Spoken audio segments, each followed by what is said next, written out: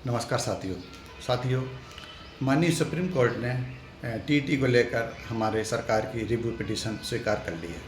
साथियों, review petition स्वीकार करना ही बहुत बड़ी एक तरह से जीत मानी जा रही है शिक्षकों के लिए, क्योंकि अधिकतर केस में ऐसा माना जाता है कि रिव्यू पिटीशन स्वीकार नहीं हो पाती। मतलब 90% केस में ऐसा माना जाता है कि रिव्यू पिटीशन, क्योंकि सुप्रीम कोर्ट का ही या कोई भी कोर्ट का उसी का डिसीजन होता है, तो उसी पर पुनर्विचार करने के लिए रिव्यू पिटीशन, मतलब इसको एक तरह से पुनर्विचार याचिका भी कहा जाता है। इसको स्वीकार करना मतलब बहुत कम केस में ऐसा हो पाता है, ऐसा लोगों का मानना है। और लोग ऐसा बताते हैं कि इसको स्वीकार करना मतलब बहुत बड़ी एक तरह से जीत है। लेकिन क्या इसको स्वीकार करना ही जीत हो जाएगी? ऐसा नहीं है। इसमें क्या क्या संभावना बनेगी? अगर माननीय सुप्रीम कोर्ट ने रिव्यू पिटीशन स्वीकार कर ली है तो उसके बाद क्या क्या संभावनाएं बन सकती हैं? अच्छा, और संभावना अगर बन सकती हैं, मान लो पॉजिटिव हमारे संभावनाएं बन रही हैं, हमारे टीचर्स के फेवर में अगर कुछ फैसला आ सकता है, तो वह सारे टीचर्स के लिए तो संभव नहीं हो पाएगा। उसमें हमको कुछ राहत मिल सकती है, कुछ आंशिक फ़ायदे मिल सकता है। हमारे वो कौन से टीचर्स होंगे जिनको इसका बेनिफिट मिलने या फ़ायदा मिलने की सबसे ज़्यादा उम्मीद रहेगी, उस पर हम चर्चा हमारे इस वीडियो में करेंगे। और हम यह जो संभावना रहेंगी माननीय सुप्रीम कोर्ट के जो डिसीजन के हमारे फेवर में आने की कौन कौन सी संभावना रहेंगी, उस पर भी हम विस्तृत चर्चा करेंगे। बने रहिए मेरे साथ।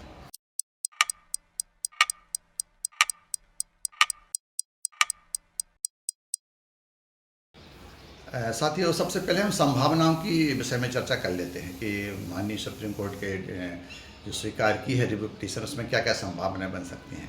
सबसे पहले हम पॉजिटिव वे में जाएंगे, क्योंकि संभावनाएं पॉजिटिव भी हो सकती हैं, नेगेटिव भी हो सकती हैं। सबसे पहले पॉजिटिव वे में हम आगे जाएंगे तो उसमें सबसे बड़ी संभावना ये रहेगी कि हमारे टीचर्स को इससे राहत मिलने की उम्मीद, एक आस जगी है कि इनको राहत मिल सकती है।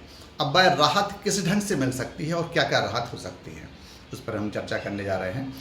अभी तक जो माननीय सुप्रीम कोर्ट का जो डिसीजन था, उसमें पहले ये कहा गया था डिसीजन में कि 2011 से पहले नियुक्त सारे टीचर्स को यह एग्ज़ाम देना रहेगा। केवल इसमें उन टीचर्स को छूट मिलेगी जिनको 5 साल से कम समय रह गया है, उनको छूट मिलेगी। लेकिन उनको भी अगर प्रमोशन चाहिए तो टीटी एग्ज़ाम देना रहेगा। तो इसमें राहत की उम्मीद हमको सबसे ज़्यादा अगर हम राहत की उम्मीद सोचें तो सबसे ज़्यादा राहत की उम्मीद हमारे 2005 और 2008 वाले टीचर्स के लिए होने की संभावना है।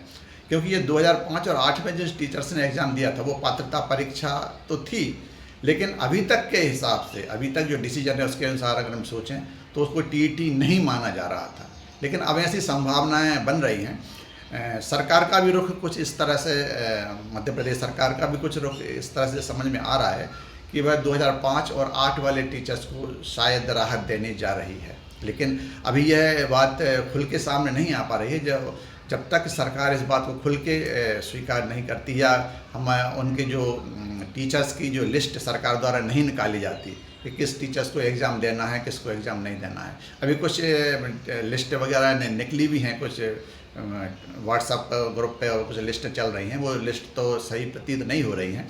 सारी जो गवर्नमेंट द्वारा एथराइज्ड लिस्ट जारी की जाएगी वही सही होगी, किसको एग्ज़ाम देना है, नहीं देना है।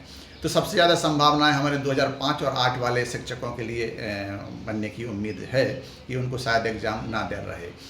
और इस तरह से आंशिक संभावनाएं और भी बन सकती हैं। हमारे उससे उन टीचर्स के अलावा भी दूसरे टीचर्स को आंशिक रूप से संभावना ये बन सकती हैं कि उनको टाइम पीरियड में भी रिलैक्सेशन सरकार दे सकती है। टाइम पीरियड में रिलैक्सेशन हमारे 2 की बजाय और ज़्यादा टाइम उनको दे सकती है। अगर वो जो टीचर जिसको टीटी एग्ज़ाम देना रहेगा वो और ज़्यादा समय में भी यह एग्ज़ाम पास कर सकते हैं। ऐसी उम्मीद भी, ऐसी भी आस लगाए हम लोग बैठे हैं कि माननीय सुप्रीम कोर्ट के जो डिसीजन इस रिव्यू पिटीशन के बाद होगा उसमें शायद ऐसी संभावना निकल के आएंगी।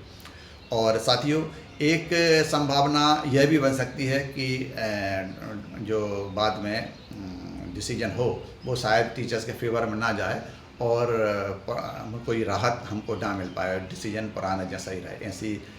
ऐसा डिसीजन ना हो, इसकी हम सब लोग ऐसी कामना कर रहे हैं।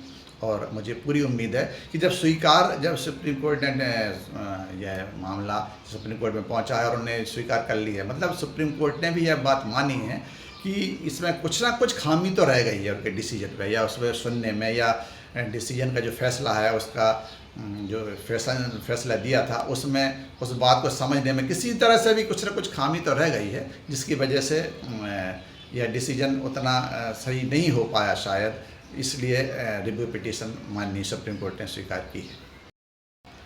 हम राहत की बात करें तो एक राहत हमारे शिक्षक साथियों को यह भी मिल सकती है कि माननीय सुप्रीम कोर्ट का यह डिसीजन भी शायद आ सकता है कि टीटी एग्ज़ाम किसी को ना देना रहे, टीटी एग्ज़ाम हमारे किसी भी साथी को ना देना पड़े, केवल हमारे उन साथियों को टीटी एग्ज़ाम देना रहे जिनको प्रमोशन चाहिए। प्रमोशन के लिए भी माननीय सुप्रीम कोर्ट यह बात रख सकती है कि जिनको प्रमोशन चाहिए तो उनको टीटी एग्ज़ाम देना रहेगा। अभी यह बात हमारे 5 साल से कम 5 वर्ष से कम जिनके टाइम पीरियड बचा है रिटायरमेंट में, उनके लिए माननीय सुप्रीम कोर्ट का डिसीजन है कि उनको टीटी से राहत तो रहेगी, लेकिन प्रमोशन चाहते हैं तो फिर उनको टीटी एग्ज़ाम देना रहेगा। तो यह बात हमारे सारे साथियों के लिए भी लागू कर सकती है सरकार, और अगर सुप्रीम कोर्ट का माननीय सुप्रीम कोर्ट का डिसीजन रहेगा तो सरकार इस तरह से लागू कर सकती है।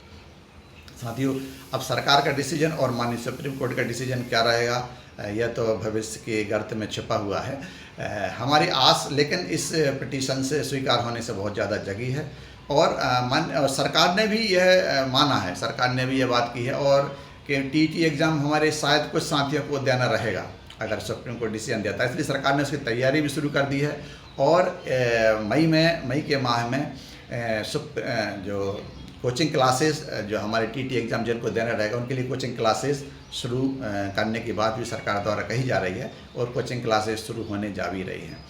हमारे विषय विशेषज्ञ द्वारा मॉडल आंसर्स और मॉडल क्वेश्चंस तैयार किए जा रहे हैं, जिससे हमारे शिक्षकों को इसमें हेल्प मिल सके और वो पहले ही एग्ज़ाम में ज़्यादा से ज़्यादा हमारे शिक्षक इसको पास कर सकें। और अगर कुछ साथी हमारे इसमें रह भी जाते हैं तो उनको 2 वर्ष में 4 बार एग्ज़ाम लेने की बात सरकार द्वारा कही जा रही है। लेकिन यह बात, ये सारे डिसीजन जब तक क्लियर कट सरकार के आदेश हम तक नहीं पहुंच पाते तब तक हम इस विषय में कोई भी बात बिल्कुल पूर्ण विश्वास के साथ नहीं कह सकते। लेकिन हम ऐसी आस लगाए बैठे हैं कि सारे डिसीजन सरकार के और माननीय सुप्रीम कोर्ट के शिक्षकों के पक्ष में होंगे, ऐसी हमारी आशा है। धन्यवाद। जय हिंद।